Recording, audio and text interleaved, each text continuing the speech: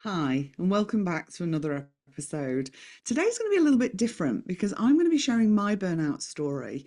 But rather than just tell you my story, I've got one of our past guests and a dear friend of mine, Emily Wilkinson, here, and she's actually going to swap seats with me and she's going to be doing the interviewing. So I'm really looking forward to that. I'm used to being the one asking the questions on this podcast, but today it's going to be Emily doing that for me, and I'm so grateful. Thank you so much for joining me with this, Emily.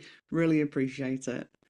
Thanks, Hayley. What an honor to be asked, actually, and to talk to you. I know I was talking to you about this before we started recording, but yeah, big shoes to fill being on the other side of things and interviewing you. And what an important topic too. Yeah. And I guess I was just thinking about you're very much the queen of burnout prevention, and yeah, really looking forward to getting into our conversation today. And the first thing I'm thinking about is just really drilling down into when did you first realize that you were in burnout, like back when that happened? Do you mind telling us about that? Yeah, so my burnout was almost 10 years ago. I was thinking about this. It was almost 10 years ago now. And in some ways, it seems like a lifetime ago. And in others, it seems like it was just yesterday, really. And I didn't realize for a long time. And back then, nobody was really talking that much about burnout. So now we have lots of conversations around this. There's lots of information on social media. But back then, burnout really wasn't something that was being spoken about. So I don't know if at the time I was labeling it as burnout. I just knew that things were really not okay. And that had taken a long time, and I wasn't paying attention. Have spoken about this on other podcasts, and I've changed the relationship that I have with myself now to one that is far more compassionate. And I have these daily check ins with myself. But back then I didn't. I'd gone from being a single parent, studying, working, trying to get all the things done, starting a new career as a psychologist. And I really wasn't paying that much attention to me. I was very outward focused on what I needed to get done, who needed my help, all that sort of stuff. So it took me a long time to pay attention to it. And even when those signs were sort of knocking, I didn't listen. And that was absolutely to my detriment. So in the end, I ended up having to sort of walk away from my work. I was at a place where I was really, really unwell. And the impact of it really was quite devastating on very many levels. Mm, yeah, just wow, Hayley. It's absolutely huge, and it sounds like it happened right at such a critical point where you'd finished your studies. Is that right? And you'd started your new practice. Yeah, so I'd been practicing for, I think about 3 years, 3 or 4 years. I was working in a group practice. We all worked for ourselves, but we shared a group practice space. And it was a beautiful, supportive environment. We would have lunch times where nobody would book clients, and we'd be in one office having lunch together and chatting. So for me to have to leave that in itself was really distressing, because the colleagues that I was working with and a lot of the clients that I was working with as well, like I was really enjoying my work, but my health was just deteriorating, and I got to the point where I had no choice. Yeah, yeah. And it can be so easy to miss, just like you say, at the time when you're in it, especially, at that time, when not as much was perhaps talked about around burnout. It can be, and even now, it can be so easy to miss those things, those early signs. Yeah. It's like that's exactly what happened for you. Yeah. So when I kind of look back and reflect, I had started just feeling more tired. And, I'd been a single parent for a long time. By this point, I was married. And I was obviously sharing some of the load at home, but I had been a single parent for like 13 years, and I'd been studying. I think it took me 9 years from starting to finishing my PhD. So I've been doing a lot, and I had thought I was taking care of myself. And in lots of ways I was taking good care of myself. But you can't just keep pushing and pushing and pushing and think that it's going to be okay because we're not machines, right? We're human beings. And I'd started getting sick a bit more often. I was more tired, and even a good sleep wasn't kind of getting me recovered from that. I was starting to kind of get those Sunday dreads of like, I've got to go to work and I don't feel up to it. And at the time, I was working as a psychologist, and it's not the sort of work where you want to turn up feeling unwell.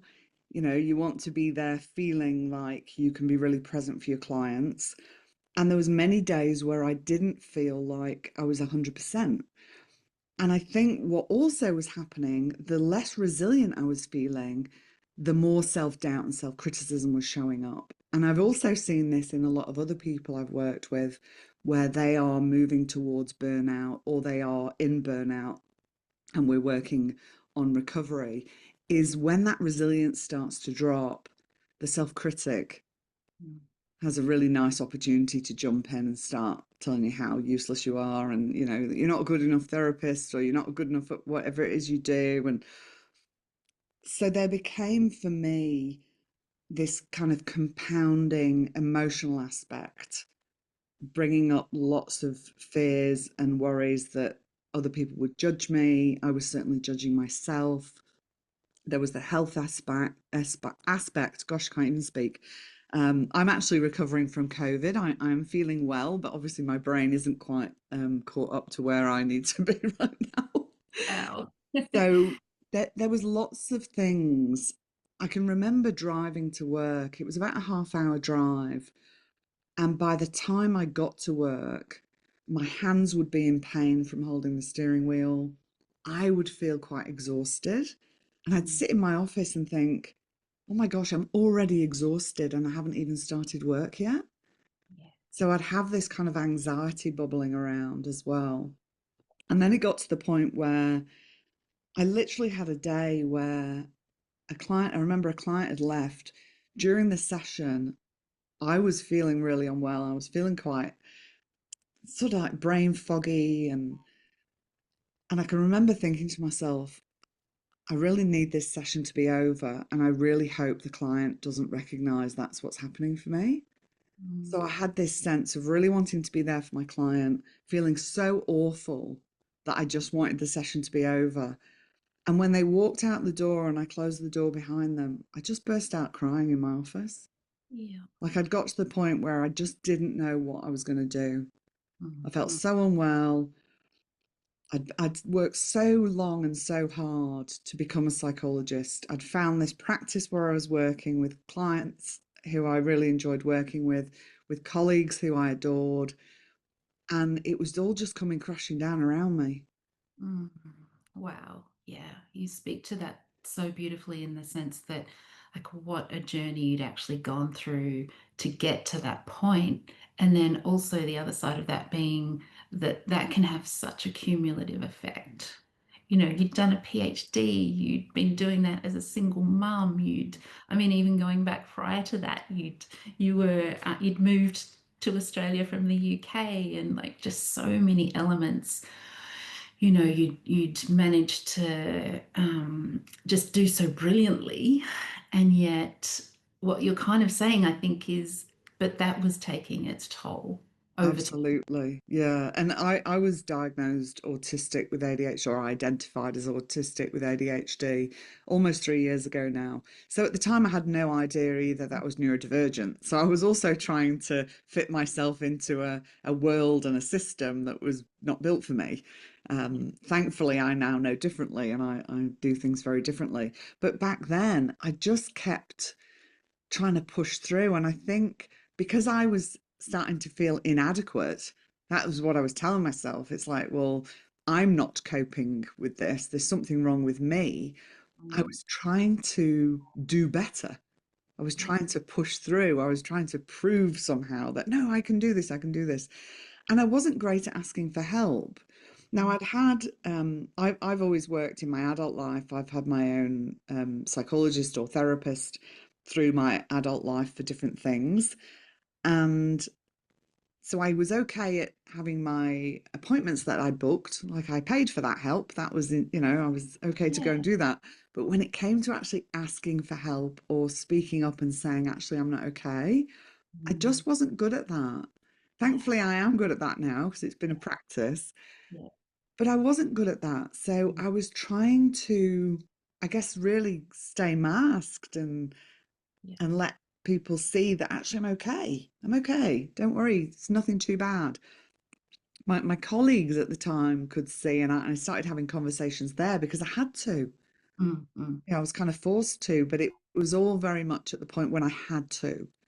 And I yes. think there, both for myself and for other people I've worked with, I think there can be a lot of shame, Mm, particularly yeah. when you're in a helping role. Oh, I was a psychologist. Surely I should have known how to manage all this. These are the things we tell ourselves. And I think, when there's a lot of shame, that can really impact whether you do tell people you're okay, whether you do access the things you need, whether you start to behave in ways that are going to be more helpful. So, really, then starting to have these conversations with people and acknowledge, actually, I'm not okay. My health is deteriorating. I don't feel like I'm coping well. Having that conversation with my husband, having that conversation with some close friends and like people like my supervisor at the time, that was actually really helpful. Just mm. took me a long time to Yeah, to and get it there. sounds so. The messages were nudging and I wasn't listening. And at the end of the day, when we don't listen, those nudges just get louder and louder and louder. Oh, yes, that's so true. And it sounds so understandable the way you tell that story, that actually those coping techniques, it would have seemed, and in many ways they served you so well so far, as in like they'd got you through a PhD. Yeah, And it's understandable in so many ways that you were thinking, well, actually, I'm just going to keep doing what I always do. yeah, And yet there was this voice just continually getting louder and louder and nudging you in a different direction. Like, no, we actually, you yeah, actually need to change things. And oh, I yeah, imagine, do you find that that pattern is quite common with people you work with? yeah, Yeah. absolutely. I think, like I say, I think there can be a lot of shame. I also think a lot of the time people aren't really that aware that that's the direction they're heading in. Mm, I think we have some messaging which isn't that helpful. I think sometimes people say, "Oh, I'm feeling really burnt out," when actually they are tired.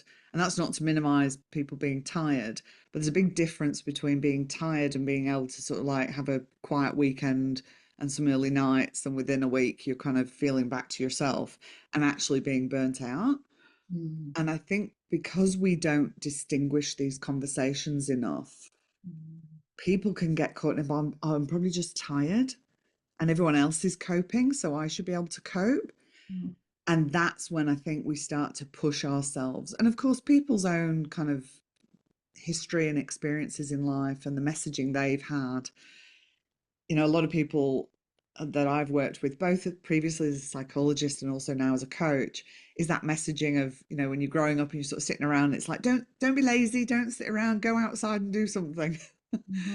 And we carry these, right? We carry these messages and they can become really, really unhelpful. Yeah. And then Yeah. we get to this place where we're not taking care of ourselves properly. And the impacts of that can be devastating. I mean, for me, I had to walk away from my my business basically. And that was Yeah. my income. Now, had I still been a single parent, Mm, that would have been really devastating. mm, mm, I was fortunate that I was remarried. I have a very supportive husband. We had savings in the bank, and he was happy to just let me recover and do what I needed.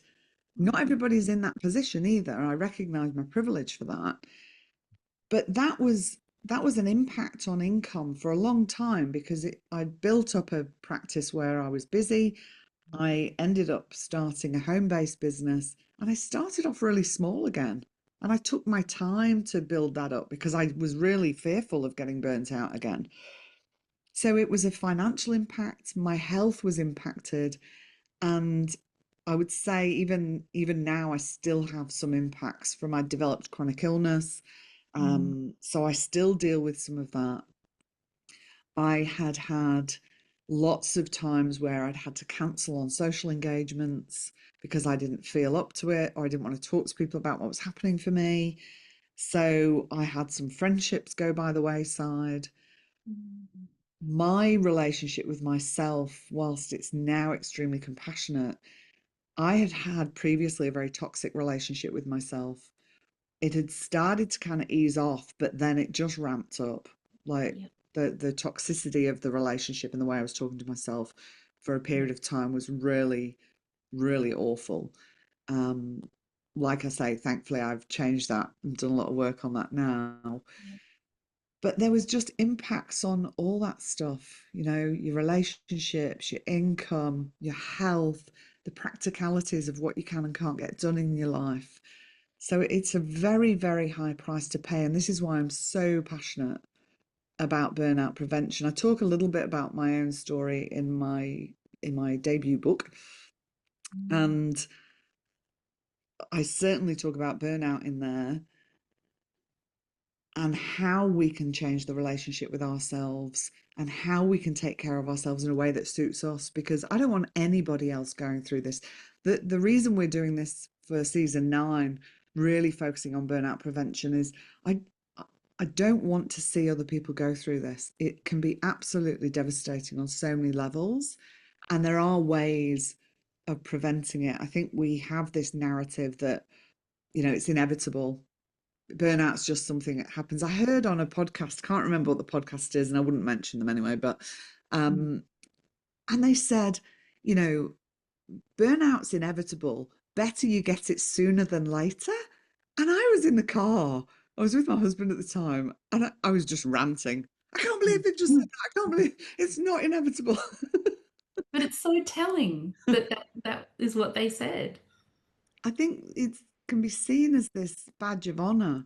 Mm, Oh yeah, I'm really, I'm so busy and I'm doing so much. I haven't got any time. And it's like, if those words are coming out of your mouth, mm. please pay attention to that.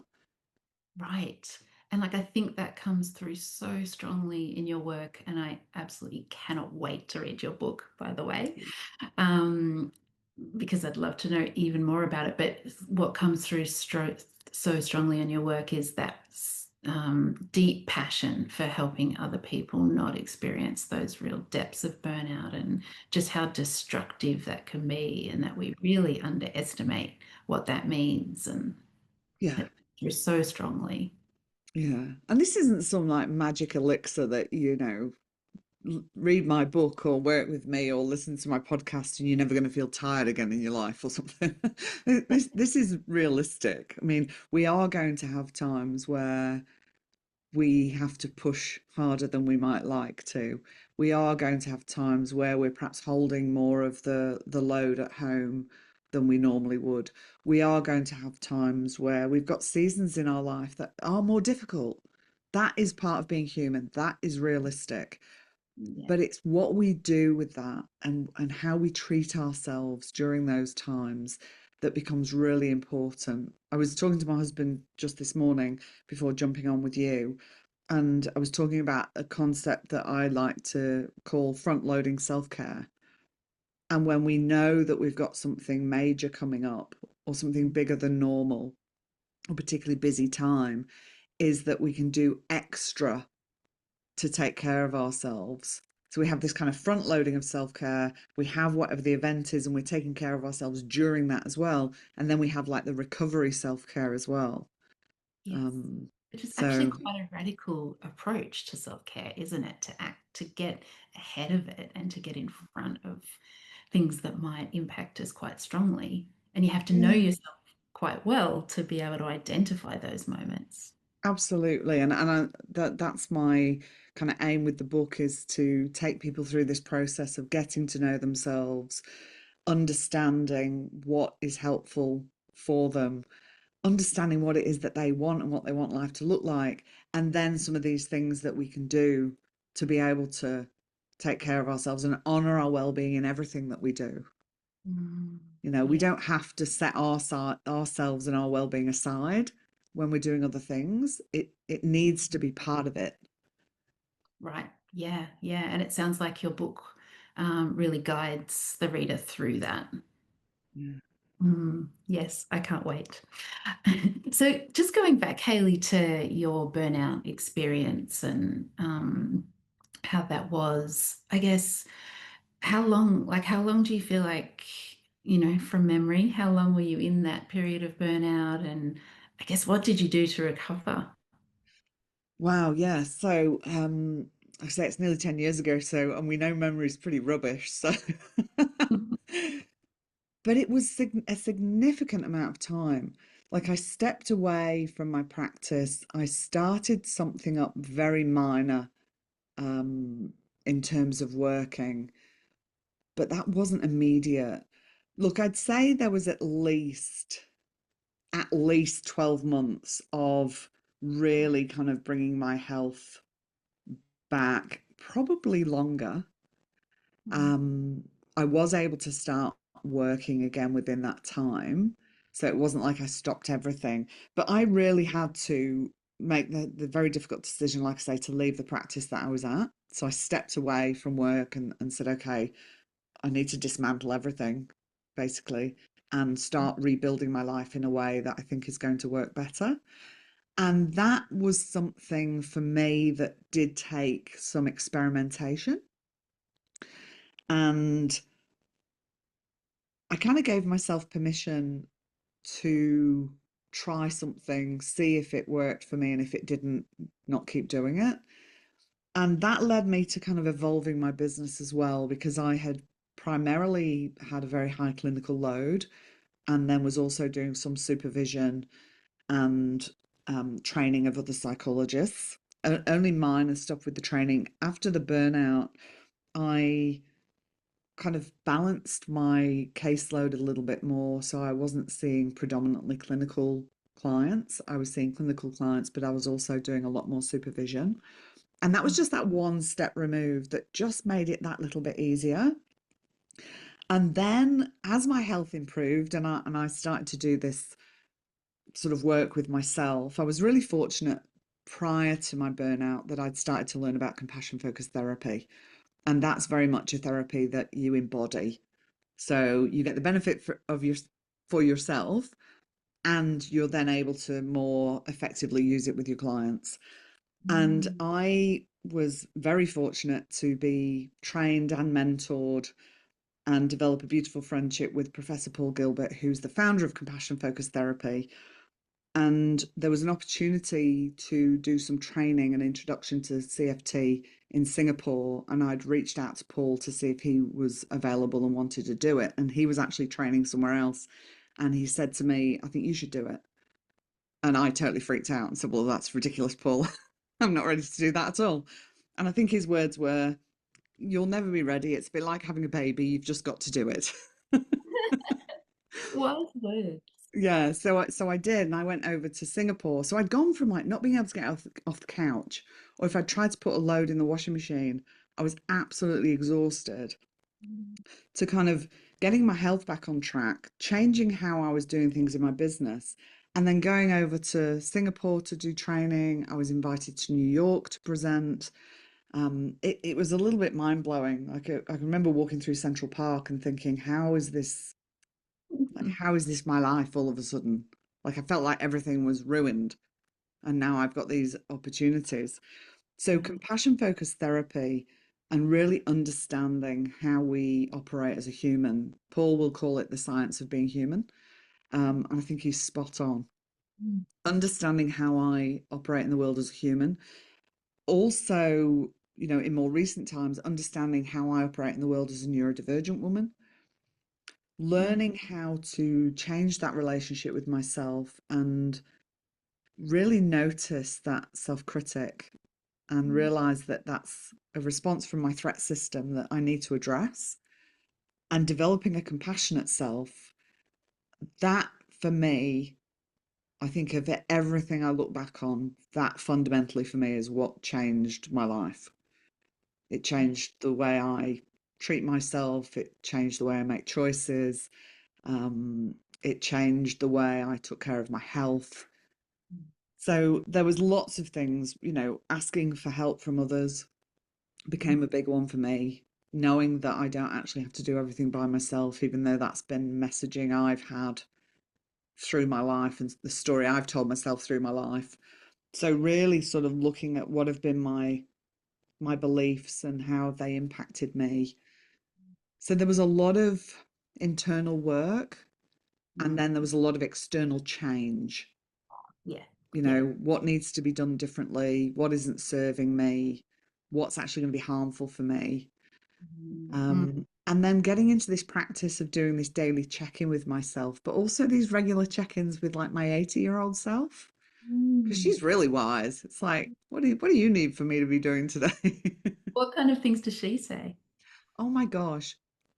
I will sometimes check in if I'm going to do something. I really struggle with getting out and going for walks. I love going for walks, Yeah. but there's Yeah. something about you know, getting out there and doing the walk Mm. that I struggle with. And sometimes I'll just check in and I'll be like, so just checking in, am I actually tired or am I avoiding? Yep. Yep. And often the wisdom that comes back will be, and it will depend on the day, it might be, you've just got back from conference or you've got COVID, you're recovering from COVID. Maybe it's time to just have another day of resting. Or another time it might be, does it feel like avoidance? Wow. Yeah. I'll be like, yes, it feels like avoidance. It's like, so how am I going to be if you keep saying no to a walk every day? And then I think about my 80-year-old self and I think, oh my gosh, she might have a walker. She might struggle to get up out the chair. Mm. Do I want that for her? No, I don't want that for her. Yes. So there's such a huge perspective shift when you check Yeah. in. Wow, Because me Hayley. not going for a walk today probably isn't going to impact me that much today. Mm. Yeah. Mm. But if I keep doing that, what's it going to mean for me down the track in a year or 5 years or 10 years or when I'm 80? Mm. Yep. Beautiful. So I Just what? think, yeah, so I think there's been lots of layers to the recovery. And this is the other reason I'm so passionate about burnout prevention, because prevention takes less time, costs less money, and is less cognitively heavy Mm. than actually being in recovery. Right, exactly. And I think you've spoken to a couple of things that you do now that prevent that from happening again. But is there anything else you'd want to add to that for the listeners thinking, well, how do I prevent this? Look, for me, it's a daily practice. It Mm. really is. It's a relationship with myself, Mm. and I'm in relationship with myself all day, every day. And I have regular check-ins. I have a check-in with myself first thing in the morning. Mm. I check in with myself during the day. If I'm particularly busy, I will set alarms to remind myself to check in with myself. Like I have ADHD, so I have alarms in my phone for so many things. But it helps. It really Yeah. helps. It's like, okay, I have ADHD. If I try and remember stuff myself, I'm probably not going to remember and it won't get done. That's not helpful for me. So I have a system of alarms in my phone and I use them when I need to use them. And that is really helpful. The other thing I'm not great at, and I think because being autistic, I can struggle sometimes to recognize when I'm thirsty. So Mm. I struggle with water. I used to just be critical of myself for that, and now I'm like, oh no, that makes sense actually. Yeah. Being an autistic woman, those things can be challenging sometimes. So I have, water all over the place, Yeah. so that I can remember to drink it. I still sometimes don't remember. So if anyone's got any great tips about how I can remember to drink more water, please send me a DM or an email because I'm so open to that. That there are areas I think we all have that are more challenging than others. I I went plant-based about 6, 7 years ago, which was amazing for my health and for compassion. Obviously compassion is my passion, um, and great for the environment. So that was something that my husband and I did 6, 7 years ago. I've spent time making sure that is done well, that I'm not just replacing meat with nothing. So the nutrition aspect, making sure that I'm fueling my body in a way that is healthy, has been important. Social connection, and again, that's going to differ for everybody in terms of how much of that we need, but making sure that I am connected, because I can have a tendency to like to just be at home on my own. Yeah, So yeah. I'm conscious and mindful about, am I staying connected with people and enjoying that? So they would be, I think, the main things. I know I'm probably forgetting something. Obviously, speaking to myself in a kind and compassionate way, and just Mm, really paying attention. My business has evolved. Like I said, I'd kind of balance things out with clinical and supervision work.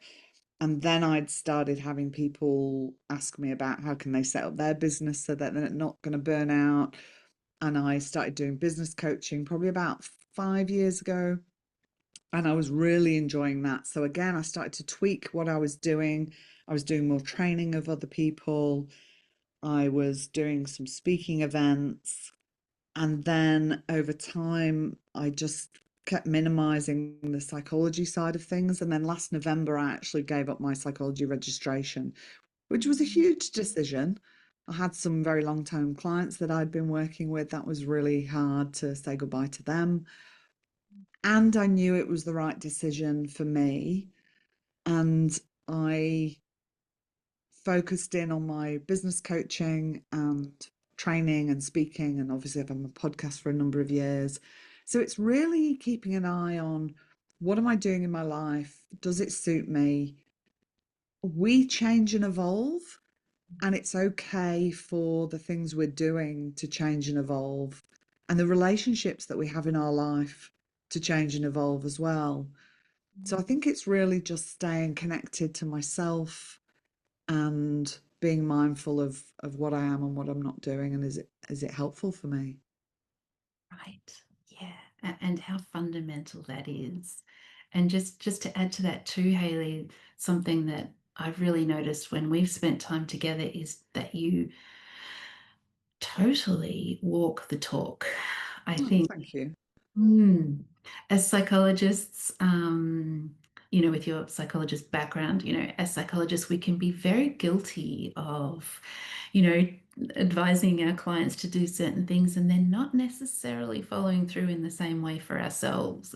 And it just has always struck me that you absolutely do what you talk about, and you don't, like you said earlier, you don't pretend that there's some kind of magic fix or magic wand. You talk about the work in progress that having a different relationship with ourselves means. That Yeah, it is a work in progress, and that you're constantly in communication with your 80-year-old self, or you're checking in and you're doing that genuinely on a daily, weekly, basis. yeah. Oh, thank you. I really appreciate that, because authenticity is a strong value of mine. I know that's a word that people are throwing around here, there, and everywhere. And I read something a while ago that, oh, we shouldn't even use that word anymore. And I'm like, no, I'm using that word. That's an important word to me. Right. So that is the biggest compliment I get from people, is to say that I do walk my talk. That's Mm, not to say I get it right all the time. There are times that I am not going out for my walk and I am sitting watching Netflix, or I am, during this process of the book, mm, that's been another personal growth journey, as these things tend to be. I say to people, business ownership is one of the biggest personal growth journeys you'll go on. It's not about business, it's about you. mm, Because you got to get out your own way, you got to deal with your own stuff. And writing this book, if I had given in to the feelings of imposter and the self-criticism and the sort of like, who am I to be writing this book and all that stuff that shows up, if I hadn't been able to just notice that and be like, oh, of course you're feeling like this, darling. This is vulnerable. You're putting work out into the world. That's a vulnerable thing to do. Then there probably would be no book. Yeah. And also the book's been really helpful in terms of, if I'd have just sat here hours upon hours, never getting out of my chair, not stopping to eat, not seeing anybody, not doing anything that's helpful for me, but only writing the book. The book is like from self neglect to self compassion. Like it's a reminder every time I sit with the book. Well, you can't skip all your meals or not get up to go to the bathroom or tell your husband, no, I don't want to go out for that walk or let's not go for dinner because I've got the book, I've got the book, and neglect my relationships because that would be the antithesis of the book, right? Yeah. Yeah. So you were really living it as you were writing it and so conscious and reflective about that. Yeah. Okay. When I'm making a decision about what to do next, it's not always going to be, that I put the book first because I've got to come first. Yeah, absolutely. And I think, and as particular as women, I think we can struggle with that. I'm going to put myself first. It's Mhm. like, yeah, absolutely. Put yourself first. It's not selfish, it's essential. And it will mean that you can do the things you need to do, whether that's for yourself or for other people, in a much more effective way, in a much more helpful way than if you are feeling exhausted, feeling irritated, feeling resentful, feeling burnt out. It's not worth it. Like, you said that that's the thing that stands out to me, that a lot of the times people can be guilty of telling people to do things but not doing it themselves. The cost of burnout to me was so high. I am not willing to go back there. So if that means I change the relationship with myself and I check in every day, I'm not always going to get it right, and that's okay. But if that means that this is a constant practice for the rest of my life, Yeah. I'm all in for it because it's absolutely worth it. My life is like so much better than it's ever been. Yeah. Yeah. And that you're sharing that wisdom is just so powerful, in the book and in your podcast and in everything you do in your programs, that wisdom that other people can benefit from your experience and expertise is pretty incredible. Thank you. But I did also want to ask you, Hayley, this is probably a bit of an overarching question, but if you're looking back on your journey and what happened with burnout, what has been your biggest lesson? That I am the most important asset in my life. The relationship with myself is more important than anything else in my life. Mm. And that's not to minimize the other important things in my life. Oof. Yes, very powerful. I got goosebumps as you said that. And also, compassion is just the best. It's right there in that, like it's kind of part of the Yeah. same picture. Yeah. So if you had one thing to say to others, what would it be? Not good at one thing. When somebody says say one thing, I'm like, can I say three? You can say more. One thing. Choose you.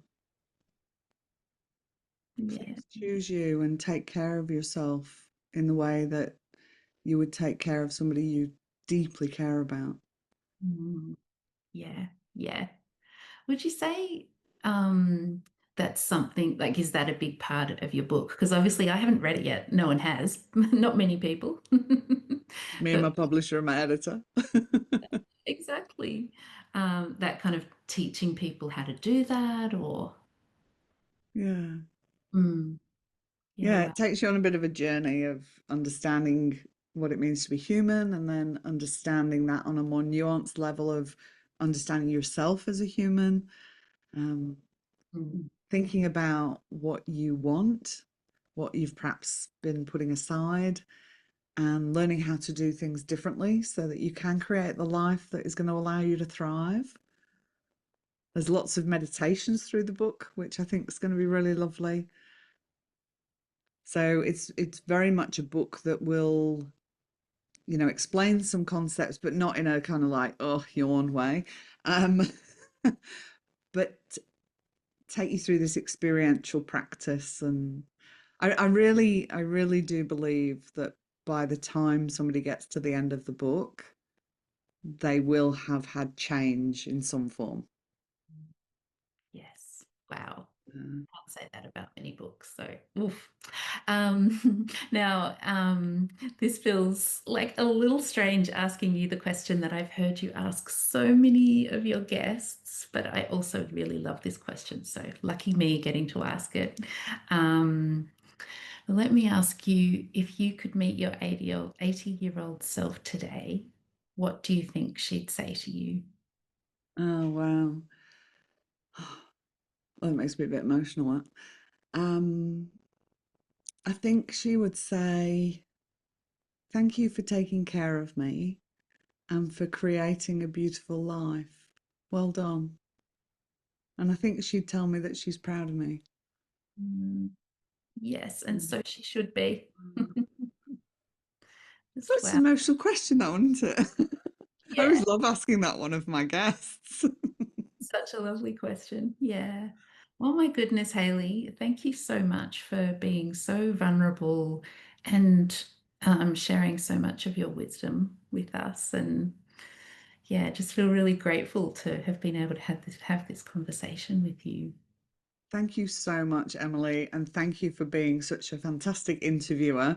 That's been so fun, kind of swapping the chairs and doing this differently. And thank you to you all for tuning in. I hope you found that helpful. There's going to be some other interviews with some amazing women coming up as well, and also some more bite-sized episodes where I'm going to give you some reflective questions and some tips so that you can work on your own burnout prevention. My book, From Self Neglect to Self Compassion, will be available for pre sales in less than 2 months now. And if you're not already on the book wait list, please come and join us over there. I'll be sharing sneak peeks as we go along. And it's just really lovely knowing that you're all out there following along. So you'll be able to find that information in the show notes. And don't forget as well, if you do a rating and review and you send me a screenshot before, I think it was the 6th of October, then you'll go into a draw to win a coaching call with me. This is to celebrate 100 episodes. Today is episode 98, so we're literally a couple of episodes away, which is so exciting. If you've got any ideas of how we might celebrate that as well, feel free to send me a DM or an email. And until next week, go well and go gently with yourself. Bye.